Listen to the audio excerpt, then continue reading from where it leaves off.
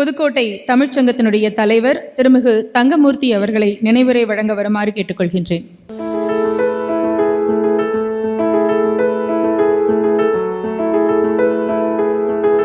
நகுலன் என்கிற ஒரு கவிஞன் ஒரு கவிதையிலே இருப்பதற்கென்றுதான் வருகிறோம், ஆனால் இல்லாமல் போகிறோம் என்று எழுதுவார். இன்னொரு ஆங்கில கவிஞன், life is not a journey from birth to death, it is a journey from I to we என்று எழுதுவார். பிறப்பிலிருந்து இறப்புக்கு போவதல்ல வாழ்க்கை, நான் என்பதிலிருந்து நாம் என்றாக மாறுவதுதான் வாழ்க்கை. அன்பு நண்பர் சம்பத்குமார் அவர்கள் நான் என்கிற சம்பத்குமாரிலிருந்து இன்றைக்கு நாம் என்றாக மாறி எல்லாருடைய மனங்களிலும் இருக்கிறார் என்பதுதான் உண்மை. சம்பத்குமார் அவர்கள் இல்லாத அமைப்புகள் இல்லை. இலக்கிய உலகத்திற்கு அது ஒரு இழப்பு, வர்த்தகர் கழகத்திற்கு இழப்பு. புதுக்கோட்டையில் திருவள்ளுவர் சிலைக்கு மாலை அறிவிக்கிற அன்று அவர் வரவில்லையே என்று நாங்கள் கேட்டோம். ஏன் திருவள்ளுவர் சிலைக்கு மாலை அணிவிக்க வழக்கமாக வந்து விடுகிற சம்பத்குமார் ஏன் வரலேன்னு கருணாரன் போன்றவர்களிடம் கேட்கிற போது தான் தெரிந்தது, அடுத்த நாள் அவருக்கு மாலை அணிவிக்கிற துயரச் சூழல் நேர்ந்த ஒரு துயரம்.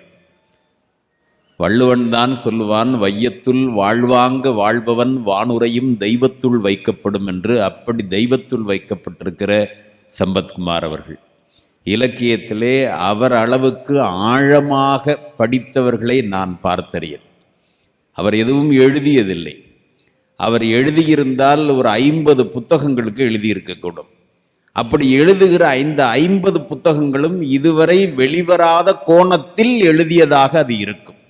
எல்லா இலக்கியங்களையும் அப்படித்தான் பார்ப்பார். எதையும் பார்த்து எந்த மேடையிலும் பேச மாட்டார், எந்த குறிப்பும் வைத்து கொள்ள மாட்டார்.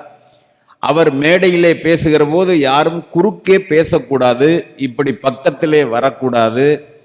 அல்லது யாராவது வந்து மேடையிலே ஒரு சீட்டு கொடுத்தால் நீங்கள் கொஞ்சம் சுருக்கமாக முடிச்சுக்குங்க அப்படின்னு கேட்டாங்கன்னா நன்றி வணக்கம் அப்படின்ட்டு போயிடுவார். அல்லது அதற்கு மேலே வந்து சீட்டு கொடுத்தாங்கன்னா என்னை பேசத்தானே கூப்பிட்ட, நான் பேசுகிறேன்ல, அப்புறம் ஏன் சீட்டு கொடுக்குற என்று கேட்பார். அவருடைய அறச்சீற்றத்தை பலரும் அறிவோம். நேர்மையாக இருக்கிற எல்லாருக்கும் அந்த அறச்சீற்றம் இருக்கும் என்பதற்கான ஒரு உதாரணம் அவர். எல்லா அமைச்சர்களையும் அவர் அறிவார், எல்லா அதிகாரிகளையும் அவர் அறிவார், எல்லாரையும் அறிந்திருக்கிற சம்பத்குமார் மேனாள் அமைச்சர்களை, இந்நாள் அமைச்சர்களை,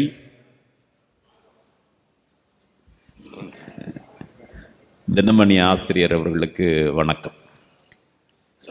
மேனாள் அமைச்சர்களை, இந்நாள் அமைச்சர்களை, அதிகாரிகளை எல்லாம் அறிந்திருக்கிற சம்பத்குமார் அவர்களிடத்திலே தனக்கென்று ஒன்றை கூட கேட்டதில்லை என்பதுதான் இங்கு இருக்கிற எல்லாருக்கும் தெரிந்திருக்கிற உண்மை. மக்களுக்காக கேட்பார், இங்க இருக்கிற மாவட்டத்திற்காக கேட்பார். ஒரு விடுமுறை வேண்டுமென்றால் கூட இன்னைக்கு யாராவது பிள்ளைகள் என்கிட்ட சம்பத்குமார் அங்கிட்ட சொல்லி கலெக்டர்கிட்ட பேச சொல்லுங்க என்று சொல்லுவார். காரணம், ஒரு விடுமுறை விடுவதற்கு காலதாமதமாக விட்டால் கூட கோவப்படுவார். இது யாருக்கென்று கேட்டால் தனக்கென்று அவர் எதையும் கேட்டதில்லை. நாங்கள் நிறைய பேசியிருக்கோம். என்னுடைய நண்பர்கள் இங்கே எல்லாரும் உட்கார்ந்துருக்கிறாங்க. அவரிடத்தில் மிக அதிகமான உரையாடல்களை நிகழ்த்திய மிக சிலரில் நானும் ஒருவன். குடும்பத்தில் இருக்கிற எல்லாரும் இங்கே இருக்காதுங்க, எல்லாருக்கும் தெரியும். ரொம்ப அதிகமாக பேசியிருக்கோம். இரவுகளில், பகலில், காலையில், பிறகு வீட்டுக்கு போனதற்கப்புறம் தொலைபேசியில், இப்படி பல உரையாடல்களை நிகழ்த்தி இருக்கிற அந்த சம்பத்குமார் அவர்களை என் நினைவுகளால் இன்றைக்கு ஒரு பொன்னாடை அணிவித்து போர்த்த வேண்டிய ஒரு சூழலிலே நான் இருக்கிறேன். அப்படிப்பட்ட சம்பத்குமார் அவர்களுடைய அந்த படத்தை எப்போது பார்த்தாலும், அவர் நினைவை எப்போது கேட்டாலும் மனம் சுருக்கென்று தைக்கிறது, மனம் கனத்து போகிறது. அவருடைய இழப்பை தாங்க முடியாமல் இருக்கிறது. இன்னும் ஒரு 10 வருடங்களுக்கு வாழ்ந்திருக்க வேண்டியவரை நாம் இழந்து விட்டோமே என்கிற ஒரு துயரத்தில் இருக்கிறோம். எனவே உங்கள் துயரத்தில், இல்லத்தினர் துயரத்தில் நானும் பங்கு கொண்டு நிறைவு செய்கிறேன். வணக்கம்.